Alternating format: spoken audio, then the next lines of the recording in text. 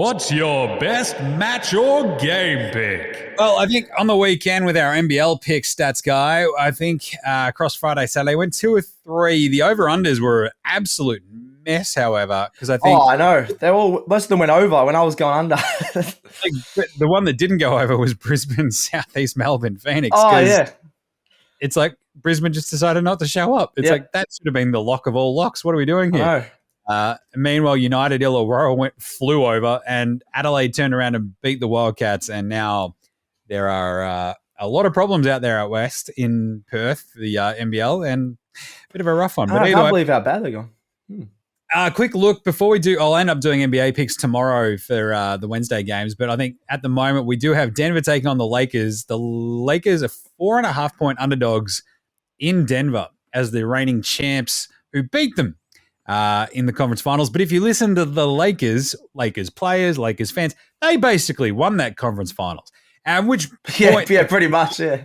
They basically won the finals as well, if you ask Lakers fans. So basically, you should just hang another banner.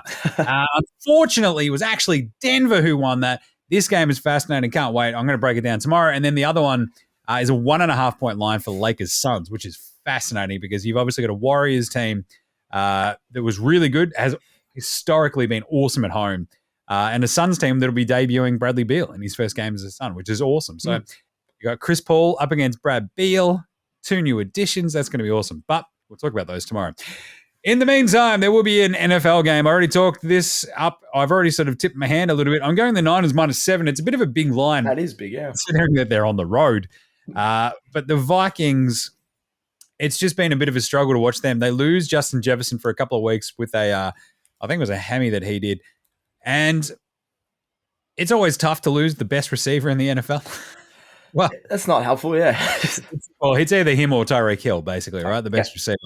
And without him, I just can't quite see Minnesota hanging with San Francisco, coming off a loss, looking to put the hurt back on somebody, and Purdy just going, right, we're going to be okay. Because this is also Kyle Shanahan coaching in a dome.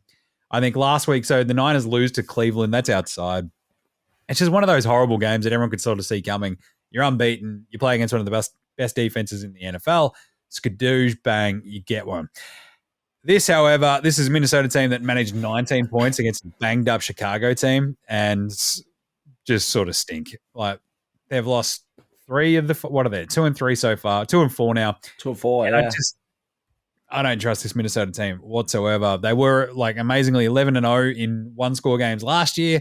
I think they're already 0-4 or something crazy like that. They would have. Yeah, that's now another win over Chicago in that one-score game. So at least got one on the board. Yeah. But a bit of a tough one. So I'm going to go the Niners. They're obviously not only are they 5-1, they're crushing it, but they're covering the line really, really well. I think they're 3-1-1, so they've pushed one of them, but they've covered a couple of really hefty lines as well, like 15.5 against Arizona. Wow. 10.5 against the Giants, that sort of stuff. But even like 2 weeks ago we saw them just demolish Dallas 42-10. So I think we'll see something similar-ish, probably not a 32-point win, but they should do enough to cover the 7-point line for me. So I'm taking the Niners at -7. They've still got, as mentioned, Kittle, Ayuk. They'll still have a bit possibly of McCaffrey. And McCaffrey has scored in 15 straight. That is absolutely crazy. Ooh. But I think you'll just see Kyle Shanahan dial something up pretty crazily in the Dome in Minnesota. They win that one. The over-under is the tricky one. It is only 43. So it's kind of that case of like, do you think Minnesota can score enough to stick with them? I think I'd probably still go the over because it is very low. Like that's just like a 23-20. It's doable, yeah. Like right there, right? So 23-20. If you want to see this team actually cover, they're probably going to put up 27 points. I'm going to say 27-20, and we get the sort of over and the -7. We should be all right. So that'll get to you $3.70. Oh, that's good. All in for the Niners. Off we go. Niners -7 and the over 43.5. As I mentioned, like Niners cruising. They've won 12 straight against NFC teams when they've been the favorite. So, jeez, not bad. Pretty good team. I'll tell you. All right, Stats Guy, what's your game pick? Awesome. I'll quickly touch on something Alex wrote down actually as well, even though he's not here. Tottenham, Fulham, as I just mentioned. I think Tottenham are the clear better team. They're undefeated at the moment. But they do play, as Ange Ball, as you said before, just very open. Ange is just known for playing really attacking. Even the fullbacks are coming all the way up. So the over 2.5 goals is hit in 8 of last 10 Tottenham home games. That includes a bit before Ange, but they just play attacking football.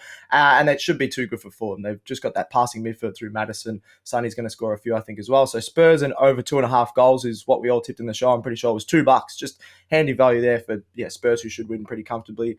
Probably could be like a 3-1. I wouldn't be surprised. I also don't mind the Spurs and both teams to score, which both teams have scored in 5 of the last 6 Tottenham matches. So just because they play that attacking football. So $2.73, a bit better value as well for Spurs and both teams to score. Then I'm going to have a look at the Cricket World Cup. Pakistan taking on Afghanistan tonight. Afghanistan's openers have actually been pretty strong, which has surprised me. 3 of their last 5 matches, they've got the highest opening partnership. They got an 80-run partnership against England, so they're actually going all right. They've got Ramanullah, who's been their star opener. He's got a couple of 80-plus run games across the last month. I know Pakistan are the better team, I think, especially in white ball cricket. Just been pretty solid, but I think Afghanistan can get the highest opening partnership here. The Pakistan have only had the highest opening partnership once, I think, in this tournament so far, and one score was over 16. That's the rate. I think it was a 43-run partnership's their highest. All the rest have been lower than 16. I think even if Afghanistan get you around that 40 mark, they can get the highest opening partnership here at the underdog odds. So $2.10. I'm just going to happy to take it on. Why not for Afghanistan? Interesting. Yeah. I like that. I think Afghanistan will lose. Pakistan are still a much better team, but the highest opening partnership can swing either way. So going to go the underdog. They had a 134-run opening stand last game against the Aussies, Pakistan, right? Yes. Total, and then they absolutely fell apart. Yes. On Friday night, and we won that game pretty handily. It's always weird where like the opposite team scores over 300 and you win. It's weird. Right. Yeah. Here we are. But yeah, that's an interesting one. I like that. For $2.10, if you're going to go the underdog, why not? I'd be more worried about Pakistan slapping around the Afghanistani bowlers. So yeah, that's the only thing I'm worried about. But they actually last two meetings as well. Afghanistan, I forgot to mention, had the highest opening partnership. There you go. Which surprised me because their bowlers aren't great, but they know how to get a few early wickets by the sounds of it. So we'll see. Not bad. So that's tonight. Awesome. We've also got a really fascinating sort of setup in the World Cup just in general now, right? Like everybody's basically dropping games. Like England have now lost 3 games. Like the reigning champs. Like it might be got absolutely smashed by South Africa as well, which really surprised me. I'm just gonna have a quick look at the ladder. Aussies are actually not that bad anymore. We're 4th. Okay, we're sitting 4th because we're 2-2. Yeah. And like everybody keeps dropping games. So as long as we don't drop too many more, who knows? We might end up with like a win and in kind of situation against the Poms, which would be pretty strange. Yeah, I think we got to win. I reckon we play after the Netherlands. We play New Zealand and England. I think if we win one of those, we can probably guarantee a spot in. But it'd just be interesting if we lose both of those. It'd be close. My beloved New Zealand. Yes, they're going all right. Yeah. Imagine what you could be buying instead. For free and confidential support, call the number on the screen or visit the website.